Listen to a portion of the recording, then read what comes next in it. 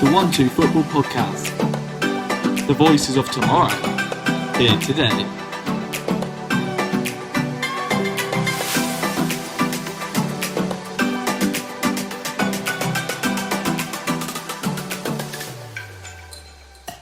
Hey guys, welcome back to the O2F Football Podcast. I'm Nathan, and today we're giving out our Premier League end of season awards. Unfortunately, Kieran cannot make it today, but as usual, I'm here with Ollie. How are you? Well, we've got the best one still, so that's all right. But yeah, no, I'm good. No Spurs rubbish awards given out today. Then, by the looks of it, so yeah, no, I'm all right. I mean, I'm a bit fuming with Trevor Sinclair on TalkSport saying that United need a 6-point deduction for playing team members that are registered to the Premier League. It's just it's crazy. As a Liverpool fan, I thought it would be a good thing to get your point of view, because obviously it's annoying because they did give Leicester an easier task. But I mean, they still made hard work of it. 2-1. I saw that and I thought we were going to get absolutely smashed. So, but yeah, what do you think? It's a tough. There's no punishments you can have for it, because if they're your players, they're registered for Man United Football Club. They get to play if they want to. It's an annoying situation for United as well, because they're playing Tuesday and Thursday. So I mean, I can understand how they'd be annoyed. Solskjaer probably fuming, but it is a bit inconvenient for Liverpool. You know, we've struggled enough. Now we have to play your first team on Thursday. I'm not ready for that with Fabinho and centre back. So I'm not looking forward to that game at all with no holding midfielder. But bring it on. I think people need to realise, and Trevor Sinclair needs to realise, is that we didn't want, as fans, and I'm sure Ollie didn't want to have to put out that weakened team. It's not something we wanted to do. It's something we've been forced to do because of the way that it's gone. And yeah, okay, you can say we're forced to do it because of our fans, protesting. But the fans had all the right to protest against the owners of what's gone on and stuff. So I don't think you can turn and say, it's punishment because of what they did.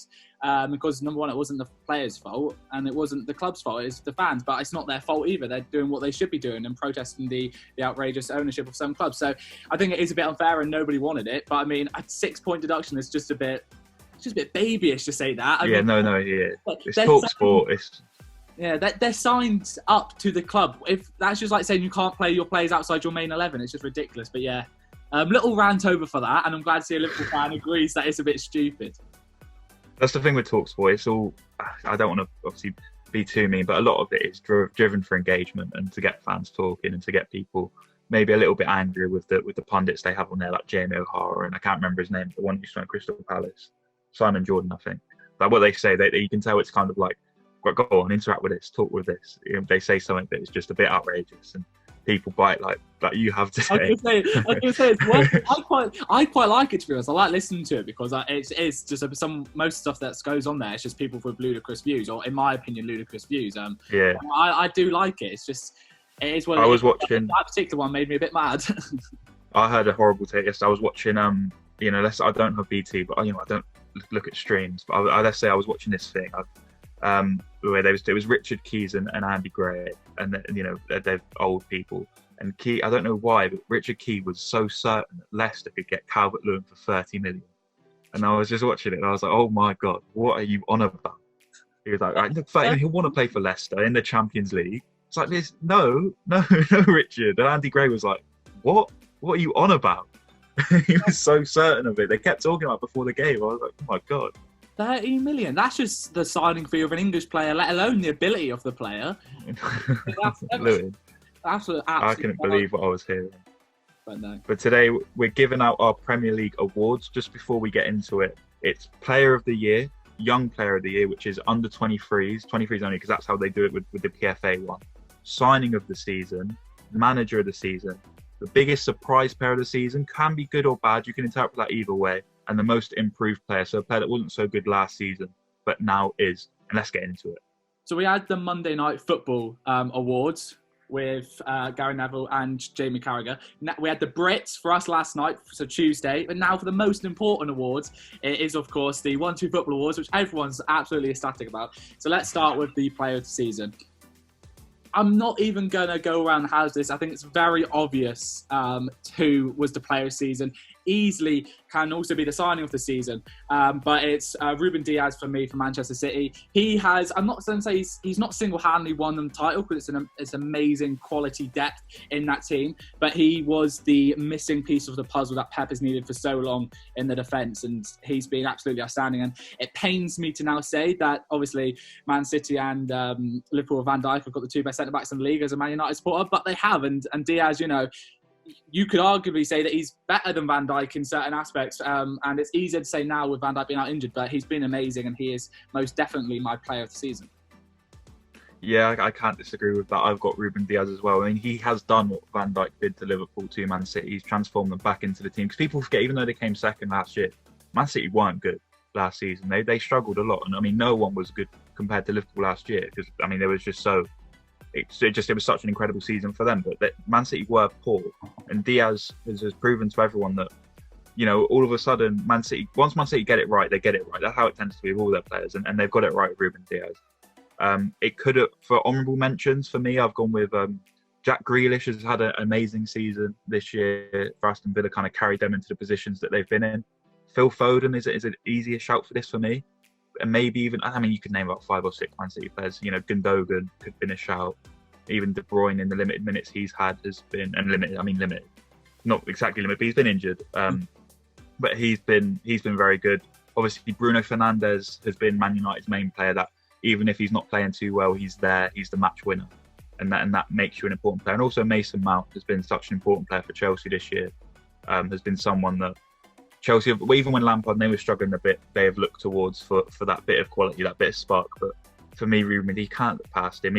For me, still the second best centre-back in the league, but it will be interesting to see now, see Van Dijk's on his road back to recovery, how they match up next season in terms of how their teams perform and all of that. For me, it's a bit of a biased view because obviously we've been seeing Diaz play for this season and we haven't seen Van Dijk really play for quite a while now.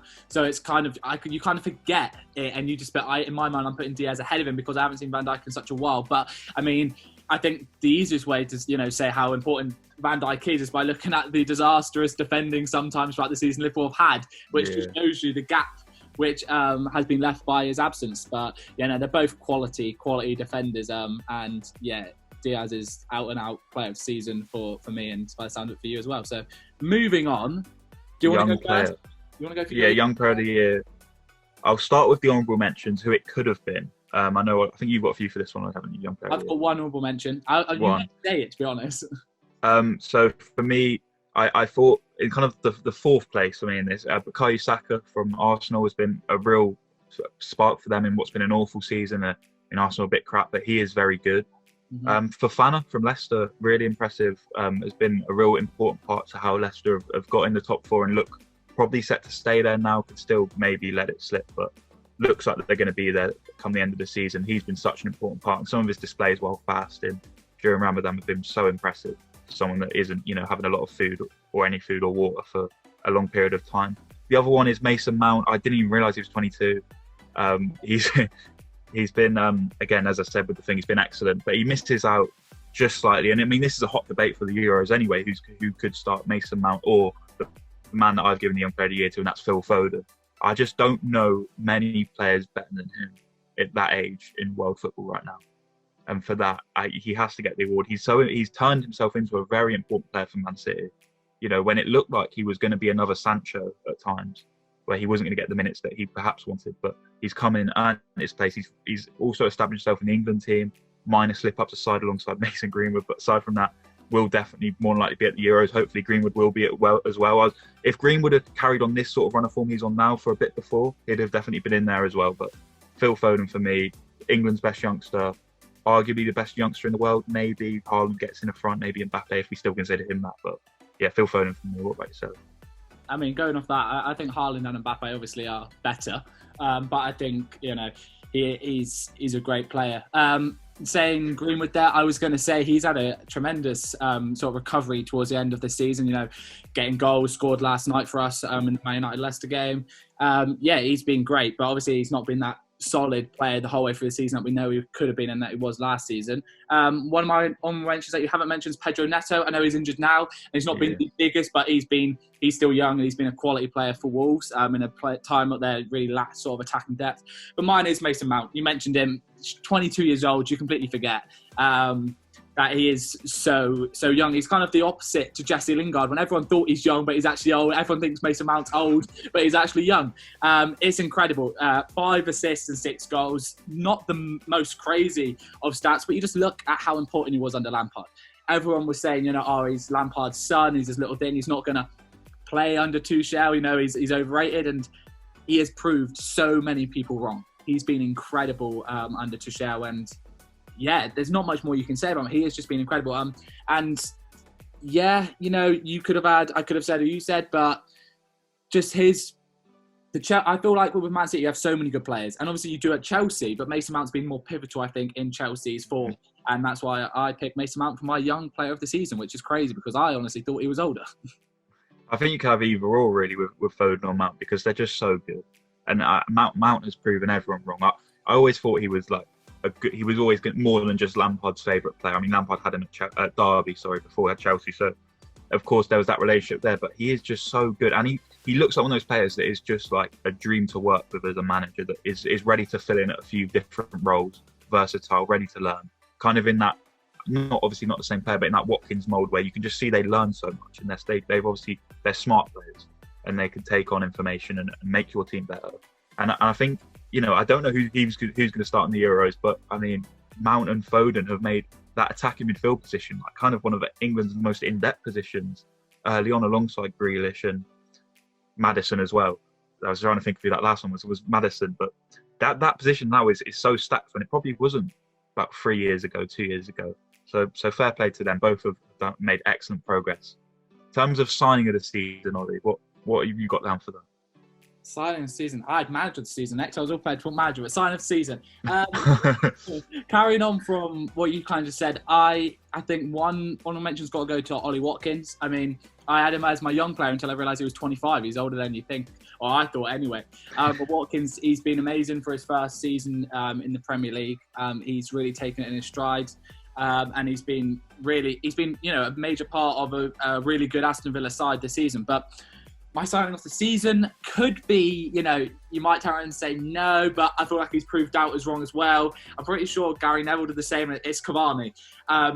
You could have had so many players, and you really can. You can have Diaz and stuff like that, but I've already put him as one position. Don't want to do another one. But Cavani, for me, signing of the season, not necessarily because he's had the biggest impact at Manchester United as other signings have at other clubs, but for me, Cavani, I said this so many people in the last couple of days. He's probably the smartest footballer that I've ever seen play football. He literally is the epitome of saying, make the ball do the work. And for me, that's why he is the signing of the season. Players have definitely had a bigger impact as a new signing. But for me, watching him play has been an absolute delight. I'm over the moon he signed a new 1-year extension, and a bit of bias maybe from a Man United perspective. Yeah. But he's an incredible player, and it's an absolute delight to watch. And 15 goals this season for a player that everyone thought was past it and a panic buy. But for me, he's been incredible. And I'll take the bias and I'll take the slack here, and I'll take the abuse coming my way. But Cavani has been an absolutely incredible player, so he's my sign of the season. Yeah, I don't agree that he's been signed to the team, but I can't disagree that he's not been a very good signing for Man United. He's definitely been such an integral part of it. Man United don't really have a number 9, really, when you think about it. Cavani is that player off the bench, because they don't really have one off the start. For me, I've gone a bit different. I've got some more benches. I'll just say my sign this season. I mean, he's the player of the season, so it only makes sense he's the sign this season. For me, Ruben Diaz is the best sign of the season because he has made Man City very good. We've already spoke about it. He has made Man City so good. And made John Stones a lot better as well, and respect him for that, because John Stones looked like he was struggling. It's kind of similar to me. Not Joe Gomez. Matip was probably a better example for Liverpool of someone that perhaps struggled on their own or with being the sole experienced member of a back four, but has proven that he can make them players. When Van Dijk came in, Matip became a lot more solid, and he made Lovren a bit better as well, and Diaz has done the same for Stones. My honourable mentions, I'm pretty sure Emi Martinez was brought in this summer. Yeah, he was. Emi Martinez. He's been quality as well. Yeah, he finished at Arsenal, didn't he? He got the move to Aston Villa. Yeah, he's been excellent for Aston Villa. The reason probably why, a big reason to why they're there. along with obviously Konsa and Mings, but they weren't new signings, hence why Martinez gets in. Jesse Lingard has been a real great bit of business from West Ham when it looked like he was down and out, and I know he'd been struggling with some mental health things that he's been quite open about, and fair play to him for that. But he's proven everyone wrong. Moyes gave him that platform that he needed, and he's exactly delivered. And I'm staying on West Ham. I'm pretty sure he was brought in permanently this summer. It was Thomas Suchek coming this summer permanently. He was on loan. Yeah, he was. I think Jamie Carragher's signing of the season on Monday Night Football. Okay. I think, and I saw that, and I was like, was he only this season? So you probably are right. I was like, has he got that wrong? But I mean, yeah, maybe he was on loan. I think he was on loan last season, permanent this one. Again, West Ham have been so good, and maybe perhaps they've been a bit under the radar because they maybe slipped up a little bit recently. But Thomas Suchek, had anyone ever heard of him before during West Ham? No. But he's proven to be one of the most reliable centre mids in the Premier League for kind of everything in a box to box way. Can score goals, can tackle, can set up goals. So him and Lingard both been great for West Ham, and the reason why they're there. But I can't look past Ruben Diaz, unfortunately. I wish I was saying Thiago. But it's not turned out that way. It is a bit like controversial. I agree. Diaz has been the signing of the season, but I didn't want to give multiple awards to the same people. Yeah. So I kind of, just one, I named one, I sort of eliminated it from the other one, which, can say, oh, it's not going by the awards, but I wanted it to be spread out, and that's why I kind of be it. But yeah, Diaz definitely the signing of the season, but you got my player of the season, so Cavani's going to get my signing of the season. But yeah, Jesse Lingard, another amazing shout, but he only, January was it? And so I kind of did long-term wise, but yeah, he's been incredible at West Ham as well. I just thought of two off the top that I could have also said. Edouard Mendy from Chelsea, he's having proper goalkeeper problems, and he came in and has asserted himself as the number one. And also Diego Jota for Liverpool. I mean, Liverpool have had a miserable season really compared to last season, of course. But in terms of what has been an incredibly predictable front three and has kind of fell off from out of nowhere, really, he's been a spark for Liverpool this season. And would it have been interesting to see how you would have done if he didn't get injured? Because obviously Jota came back, kind of inspires your attack a bit more. So if he didn't get injured, it might not be the sort of, Leicester have been given a bit of a helping hand there because of the weaker team by United. You might not have even needed that because, he could have inspired the attack and score more goals. But, he has been a great signing as well. I can't deny that. There's so many what ifs for Liverpool this season. I mean, we can get onto this in another podcast, but what if Joe Gomez and Matip stayed fit? What if, Fabinho didn't have to play after the season in centre-back? What if Klopp trusted other players except Henderson to play centre-back? Liverpool's season has been just a mixture of bad luck and bad performances. And if Jota hadn't stayed fit, we was top at Christmas, I'm pretty sure. Liverpool were top. We beat Crystal Palace 7-0, and we was looking great. And then all of a sudden, fell off the face of the earth. People do say at Christmas time, Southampton were top of the league at one point. So, everyone had their... Yeah, but we was we was top. We wasn't... We'd been playing well, winning games, but yeah, I don't know what happened. But moving on from Liverpool's problems, Klopp is certainly not going to be one we mentioned in this one, but manager of the year. Who have you got, Ollie, for this one? We've talked about this club a lot in the past, 5 minutes. I'm just going to go straight in. For me, it's David Moyes at West Ham. They were 16th, I think, finished last season to 5th currently now. I think he's done an amazing job. Obviously, he's done good signings, brought in Jesse Lingard being one of them. And I think he's just done really well with the team. Obviously, they had some injuries with Antonio and stuff like that. But, they've had just an amazing season. They're 5th. They're kind of back where they were for a few seasons. A couple of seasons ago, I can remember when they were around that sort of 6th, 7th sort of area. And he's really... Village season. Yeah, and he's really pushed them back up to where, West Ham want to be and they should be. And look, they're in Champions League contention now and definitely Europa League. So they've added a great season. And I know Pep's obviously won the title. But he's done that before and it's a quality team that Pep's got for him. Ollie Gunnar Solskjaer, not the most amazing season, but they've had a great season, Manchester United compared to previously, so he's had a great season. Brendan Rodgers for Leicester. So many managers have had such good seasons. You can even turn around and say Scott Parker at Fulham. He's done a good job. I know they got relegated. No. I think he's a good manager. Yeah, they got relegated. He's a good manager. But my manager of the season is David Moyes. He's done an incredible job with West Ham. Yeah, Moyes is on my honourable mentions. I thought it's very close between him and the guy I've got. Obviously, it's pretty clear. I've been quite vocal in. They've won all my awards so far. Pep Guardiola is my manager of the year. He's just done so well with that Man City side. Again, recovered from a bad season to have a really good one this year. And just the football they play, so good.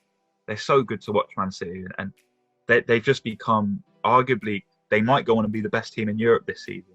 And I know the Europe performances don't apply to this, but I can't look past Pep. But David Moyes certainly in a close second. You do mention Solskjaer. He was on there as well as an honourable mention. And also Marcelo Bielsa at Leeds. I mean, to take a team from the Championship to the Premier League is hard enough as it is. I know they've had some big spending and, maybe more similar to Wolves than Sheffield United or those sort of teams. But he's made Leeds one of the most watched teams, must-watch teams every week. And credit deserves that for sticking to his principles. And I think he's signing an extension. I'm not sure, because with Bielsa, you never know. He might be off, whenever. But I hope that he gets to stay, because Leeds is just fun to watch now. And even if they're not going to get Europe or get top four, for this first season, he deserves a lot of credit for sticking to his guns. And it's quite a small squad when you look at the Leeds team as well. A lot of young players in there that are being sort of bred through the system to play for Leeds. And when you look at that team on paper, you think, they're not going to pull up much trees. They've got Luke Ayling, Stuart Dallas, Liam Cooper, Ilian Meslier, all players that, we could our Championship standard players, but they've proven with Bielsa's guidance to be better than that. And fair play to them. But Pep, for me, we mentioned Leeds there.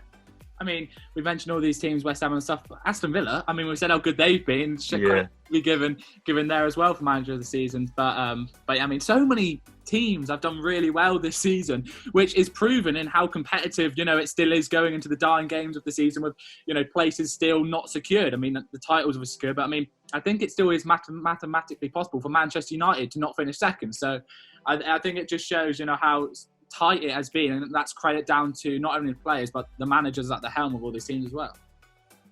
Yeah, I think Dean Smith definitely would have been a mention if Aston Villa hadn't gone through, I know they've been really affected by COVID and stuff like that. If they hadn't gone through a real rocky state of form, Villa would definitely be in there. But definitely Dean Smith, shout out to him like he's watching.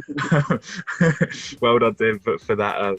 For making Aston Villa so good, and I'm sure next season Villa have got a lot of investment there, and Villa could really Villa could be the next Leicester, genuinely in terms of the infrastructure. Same with Leeds. Both of these sides could be up there, because you'd probably consider Leicester now a part of the Big Six, and a lot of credit to Rodgers for that.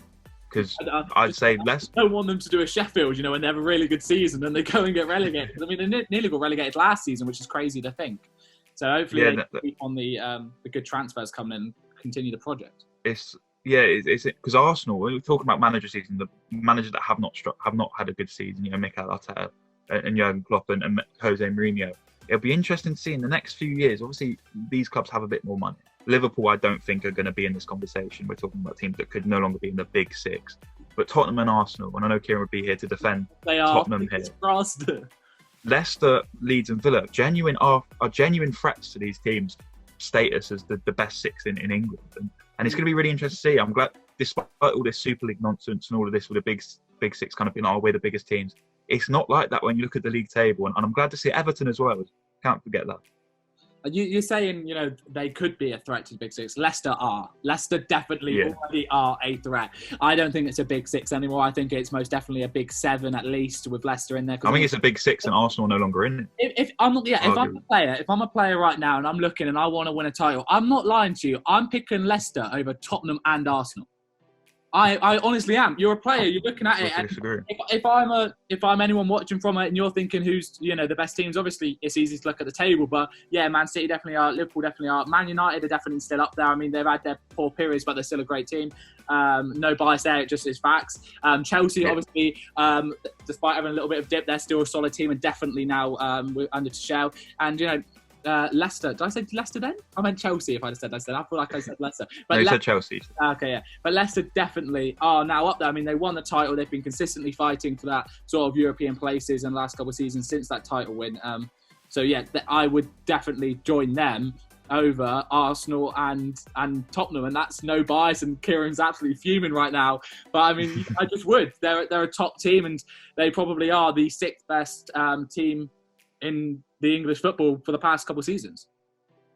100%. Moving on, biggest surprise. So for this one, you can interpret this either way. Kind of the player that shocked you the most. It doesn't have to be the whole season. It can be like a period of time, most recent form, just something a player that really surprised you in a good or bad way. Who have you got? It's hard. Only one player really came to my mind. And I'm sure when you talk, I'm going to go, oh yeah. But for me, only one player came to my mind when I did this, and it was a positive, the most surprising. And it's not really surprising that he's a world-class player because everyone knew he was a great player, but he's really shone this season, and he's been mentioned once already. It's IK Gundogan. He's a quality player. 15 goals, I think, around that mark this season for that sort of midfield player. And he's really shone in a time where they lacked that sort of striker, with Aguero being out injured and Gabriel Jesus obviously being the sort of hit-and-miss striker he is. He's really stood out. And, I mean, we mentioned Cavani with 15 goals. He's basically got the same amount of goals as Edison Cavani, and we say how, of a quality striker he is. So he's been amazing, and he's been a massive importance player. You can say Diaz, you can say De Bruyne, you can say Stones and all this, but he's been just as crucial in that middle park and going forward as any other player in that team. And so I think credit needs to be given to him, and massive praise to him for this title, because he has been a massive impact on that. I think that's a great shout. I didn't have him down for this one, but yeah, Gundogan, he's been unreal. I mean, maybe I'm not even. The thing is, I'm not surprised by him anymore because he's been so good this season that it's just stopped surprising me.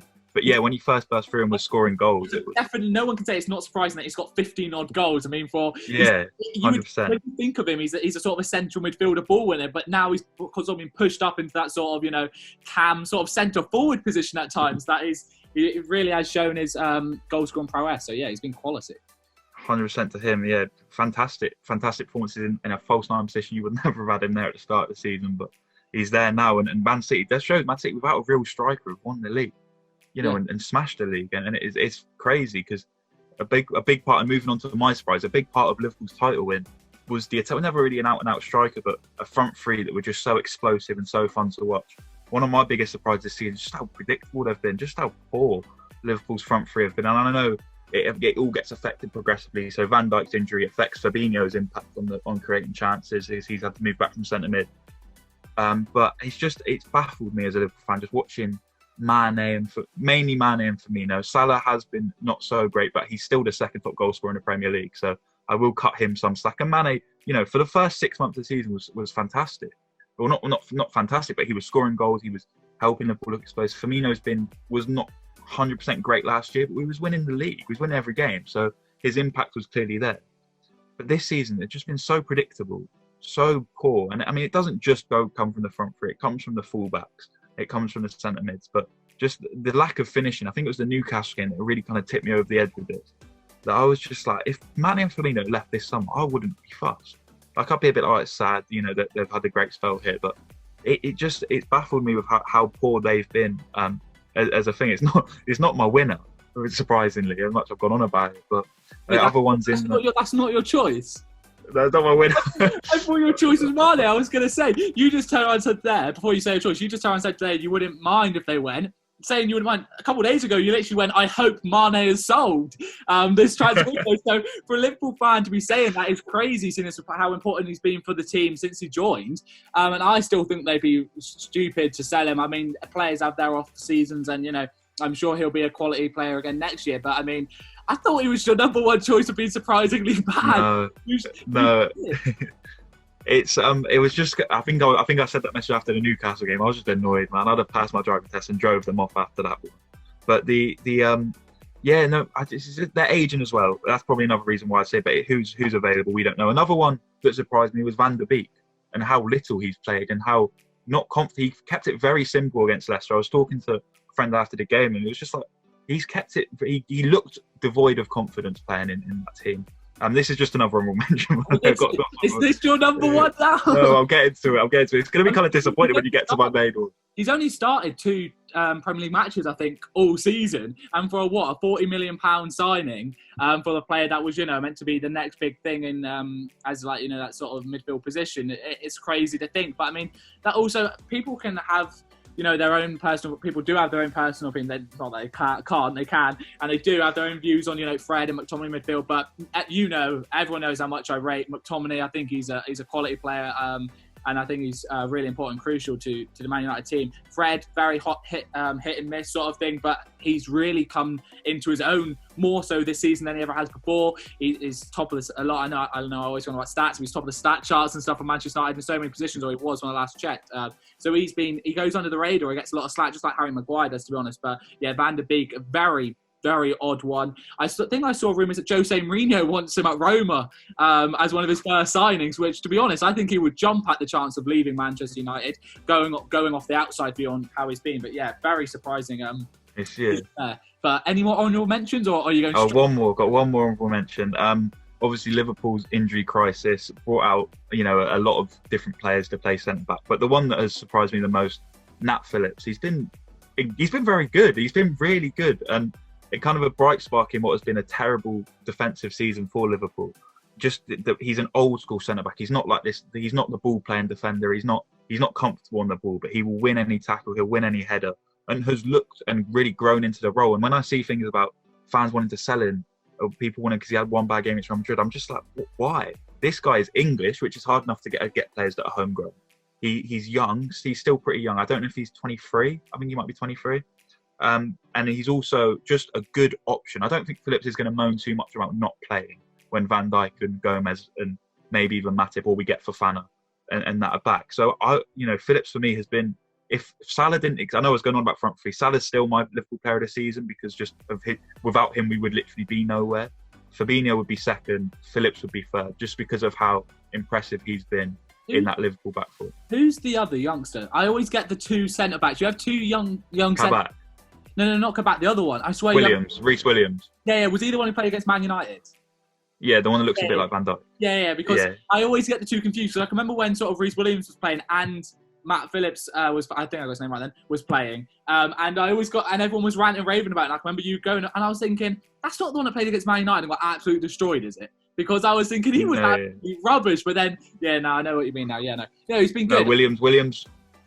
I haven't watched him play too much, to be honest, this season, so I can't say too much. But at first, I always got confused because the other guy was absolutely rubbish when I watched him against Manchester United.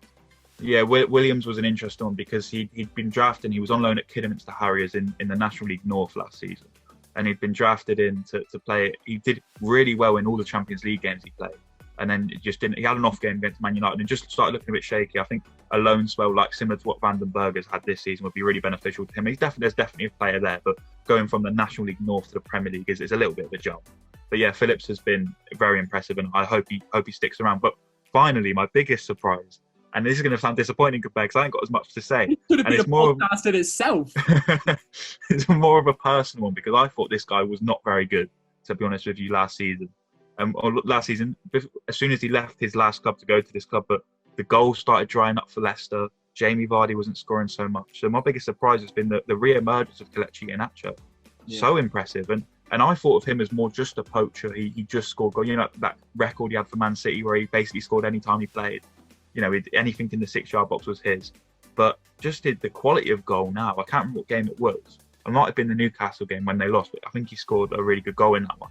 And it was just like the quality of him. He's turned into a real player. And credit to Rodgers for this because I didn't think much of him. And maybe that was just a bit of blind ignorance on my part. But he's turned into, he could be Leicester's front man next season, considering Vardy's goals have dried up and he is, approaching the end of his career.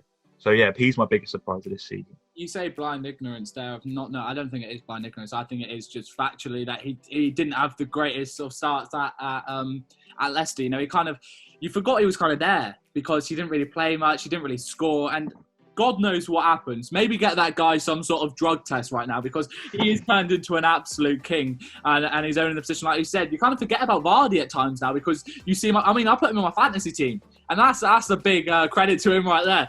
He's done incredible at the end of the season, taking that role into himself, scoring goals left, right and centre. I honestly was nervous when I saw the back four put out by Man United last night and saw Iheanacho and Vardy. I'm thinking they both started. I could be wrong, but I feel like they both started. Yeah, they did. Yeah, and so I was absolutely pooing myself at the idea of them running against that back four, especially with the centre-backs. But yeah, no, he's been great. And not top six, but any team like Man United, Liverpool, anyone looking for sort of that backup striker would be an amazing shout. His price has probably doubled or tripled in the last couple of weeks. But yeah, no, I can't deny that. He completely went under my radar. I won't lie, I didn't even think of him, but yeah. I would say definitely been surprising. I still stick by my choice, but definitely in my top 3 if I think about it in terms of the most surprising. Yeah, he's been incredible. Yeah, I think Gundogan's a great shout as well. I think we've got bang on their last one, the last all we're giving out, most improved. So it's a bit different to surprise player that kind of catch you off guard. Improved as a player last season, you was looking at, he's not so good, but this season has turned up and really showed out this season. So who have you got for this one? So, honourable mention, I've only got one really here. I don't want to drag it on for too long. So, I think credit has been given to Diaz, but I think John Stones. I don't want to do a Nathan when I drag it on too long. John Stones. I mean, everyone started doubting him. There was rumours of him leaving because he did have a bit of a shocking time, a shocking spell at Manchester City. But Diaz has kind of brought the best out of him, and that's what a good defender does. And like you said, with Van Dijk and Matip and Gomez and stuff like that, he brings him. They make the other players look good. But John Stones just proved himself. He still has that, some mishaps where he makes a reckless thing. But all defenders do at one point or another. It's part of the package when you sign a defender. So, but he's been incredible. But my actual most improved player, I don't even think it's biased when I say this. It's Luke Shaw. He just has been so good. I mean, in my mind, he has probably been one of, if not the best left back in the Premier League this season. He's been just incredible. The performances he's been putting in. I know everyone can say Bruno Fernandes has been Man United's player of the season, and yeah, probably is. But Luke Shaw is very close second, massive contender for that award. And I don't know if it's because he's just come back to his fitness and he's showing what Man United bought him for in the first place, or it's been the pressure of having Alex Telles brought in, who was meant to be one of the most upcoming left backs in world football, where that's spurred him on to be the player he's become this season. But he's been incredible, and I don't think anyone can deny that he's been very much improved on his game in the last couple of seasons. And hopefully he doesn't get injured, because he's going to be a massive asset to England as well. Yeah, no, definitely. I think Shaw he's in my honourable mentions. He's been so good. He's gone from kind of being in the out of thought with Man United fans to being in not only Man United's best left back, but England's best left back as well. And that whole ton of credit due for him. He looks a lot better. He's playing a lot better, playing with so much confidence. Fills in at that centre back role well as well when they play five at the back. So yeah, I can't argue with that one for Luke Shaw. My honourable mentions for this one, I'll try not to go as long. Someone I've already mentioned, Jesse Lingard is another player. Jesse Lingard is another player who's he's improved so much last season. Did not look good at all, and maybe that was down to his struggles sort of off the pitch, or it was off the pitch coming onto the pitch. But he's been just excellent this season, and again another player that has gone from being out of the picture to now being a possible contender for the England squad in the Euros. I could definitely see him getting in. And then no, definitely. I was kind of spaced out with that. I was listening to you. No. He really has been. Like you said, he had a lot of stuff going off the pitch, and obviously he spoke about his mental health issues and stuff like that, and stuff that led to that in interviews since. But he's become a brand new player in a way, and he's shown sort of what he was for that season and a half Man United when everyone fell in love with him. And I really want him to come back at Manchester United and own his position. I think Bruno Fernandes can't play every single game. I mean, he's been so good, but he does look fatigued at the moment, and Jesse Lingard is a perfect alternative for that position. He can play in the cam, he can play out wide, he can play really much anywhere in midfield, and yeah, I rate him so much. And I hope his connection with the likes of Rashford and stuff means he stays at Man United. And so, yeah, but definitely a player that England will rely on heavily, I reckon. But like you said, that's very in-demand positions where Jesse Lingard likes to play in that England team. Yeah. My other honourable mention, I've spoken about Man City about 7 billion times already today, but another player that's kind of gone under the radar there is Zinchenko. I think he's really established himself as a real Man City calibre player. Obviously not world class, but he's brought on, and at times he looked like the weak point in Man City's team, but he's no longer that. To establish yourself as not only a good Premier League left back, but a good central midfielder in the Premier League. He deserves a lot of credit in that Manchester City side. But I'll not let you wait. The most improved player in the Premier League for me, and it doesn't even technically apply to the Premier League, because it was in a different league last season where this player was getting slaughtered and critics all over the place. It's Patrick Bamford. For me, when Leeds got promoted, a lot was said about Bamford's ability to miss big chances and not, if Leeds want to stay up, they must replace him. He's not good enough for the Premier League. He's been there before. He's failed before. But this season he's come in and he's just proven to everyone that he is a quality striker. At least when he wears that Leeds shirt, he turns into a quality striker, and he's a good character off the pitch. You see his interviews after the game. It's something that people look forward to. And just he's such a clinical finisher. The way he finishes gracefully. I always find with Bamford, the finishes always look good. They're not like powering them home. He's just stroking them home. He's just finding that finding the corners, and I've been really impressed with him.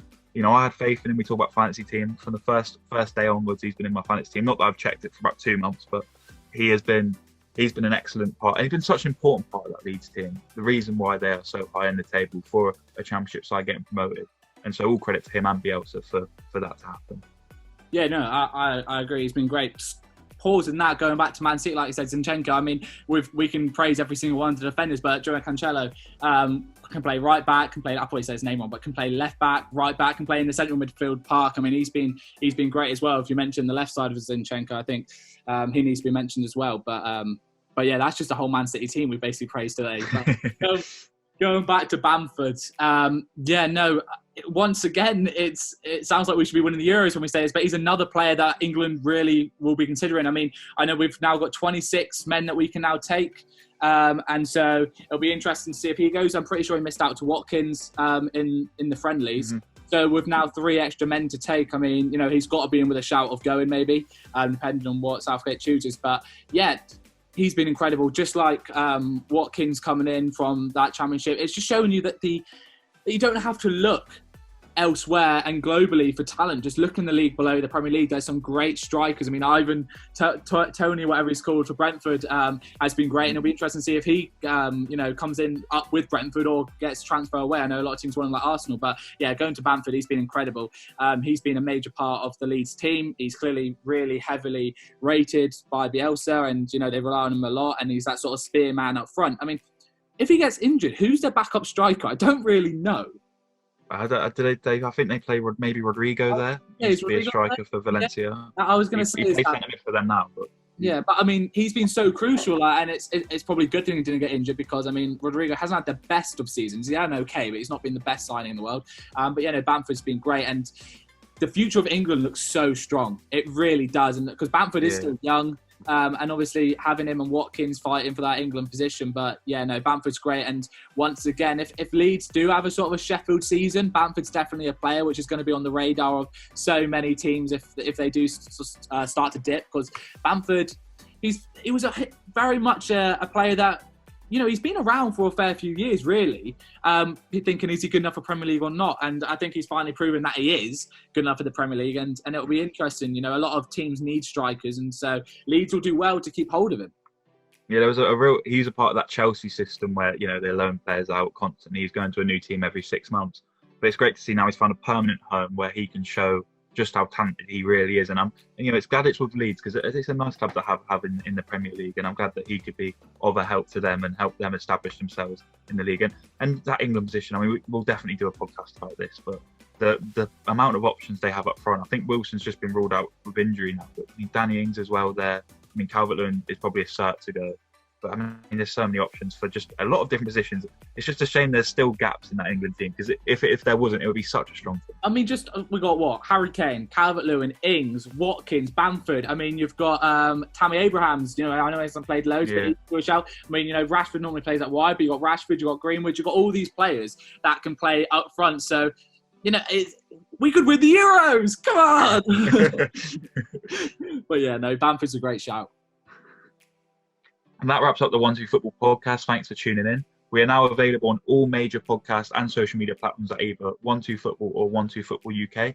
Also, take a look at 12football.com for the latest written pieces from our growing list of contributors from around the world. We'll be back next week.